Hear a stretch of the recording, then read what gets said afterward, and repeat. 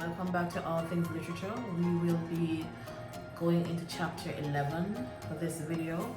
And like chapter 10, this chapter is a relatively short chapter. So it's going to be another quick read. Alright, quick video this time. Alright, chapter 11.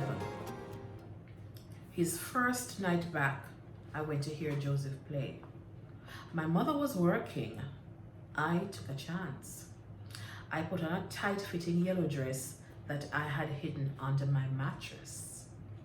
Joseph wore a tuxedo with a tie and a cummerbund made of African kente cloth.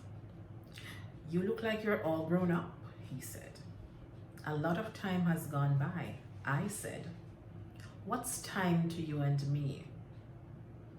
"Out of sight, out of mind. Not your sight and not my mind." He always knew all the right things to say. In the car, he told me about how all the towns looked alike after a while when he was traveling, and how he kept thinking about me and feeling guilty about my mother because he was wanting to steal me away from her.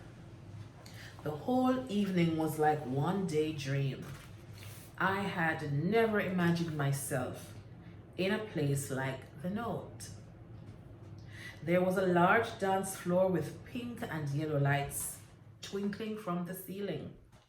That night, Joseph played the tenor saxophone. There was a whimpering sound to it, like a mournful cry. After the show, we drove over the bridge into the dawn. "I have to go away again," he said, on the steps of my house. "We have to play in Florida. I think you would love Florida." He took a small silver ring from his pinky and slipped it onto mine. I felt my eyes close.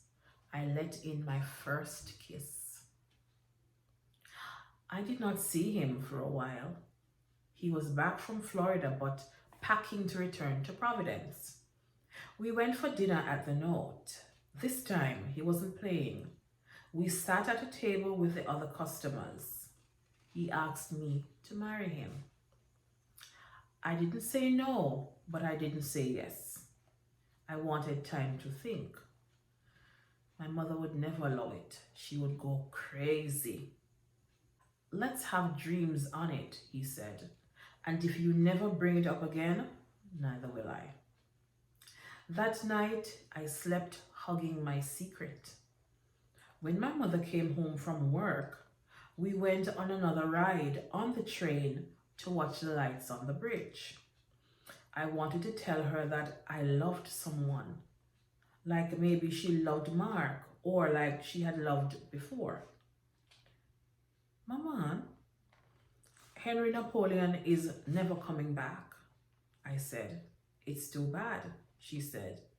"I hear from Maurice at work that he is in medical school in Mexico." "Really? You didn't know?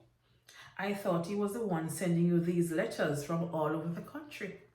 She'd made up her part of the story too. She knew Henry Napoleon did not exist. She was quiet as the train raced over the bridge and back down to the tunnel. "There are secrets you can't keep," she said. "Not from your mother, anyway." The next night, after seeing Joseph, I came home to find my mother sitting in the living room. She was sitting there rocking herself, holding a belt in her hand. "I thought you were dead," she said when I walked in. I tried to tell her that I had not done anything wrong, but it was 3 in the morning. I wish that I had not asked Joseph to let me go in alone. Perhaps if he had been there. Who knows? "Where were you?" She tapped the belt against her palm, her lifelines becoming more and more red. She took my hand with surprised gentleness and led me upstairs to my bedroom. There, she made me lie on the bed and tested me. I mouthed the words to the Virgin Mary's prayer. "Hail Mary, so full of grace. The Lord is with you. You are blessed among women. Holy Mary, Mother of God, pray for us poor sinners. In my mind, I try to relive all the pleasant memories I remembered from my life, my special moments with Danticat and with Joseph and even with my mother. As she tested me to distract me, she told me the Marasas were two inseparable lovers. They were the same person duplicated in two.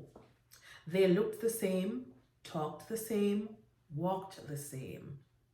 When they laughed, they even laughed the same. And when they cried, their tears were identical. When one went to the stream, the other rushed under the water to get a better look. When one looked in the mirror, the other walked behind the glass to mimic her. What vain lovers they were, those Marasas, admiring one another for being so much alike, for being copies. When you love someone, you want him to be closer to you than your Marasa, closer than your shadow. You want him to be your soul. The more you are alike, the easier this becomes. When you look in a stream, if you saw that man's face, wouldn't you think it was a water spirit? Wouldn't you scream? Wouldn't you think he was hiding under a sheet of water or behind a pane of glass to kill you? The love between a mother and her daughter is deeper than the sea. You would leave me for an old man who you didn't know the year before. You and I, we could be like Marasas. You are giving up a lifetime with me. Do you understand? There are secrets you cannot keep, my mother said after the test. I felt like the doll she'd kept all those years in that apartment, a doll which she dressed and undressed and even made a whole room for before I came. I had been jealous of that doll, realizing all the care and attention she had lavished on it. Then one day, both the doll and her trunk full of clothes disappeared. Somehow, I knew that she had just gotten up one morning and thrown the doll in the trash because she no longer had any use for it. She pulled a sheet up over my body and walked out of the room with her face buried in her hands. I closed my legs and tried to see Danticat's face. I could understand why she had screamed while her mother had tested her. There are secrets you cannot keep.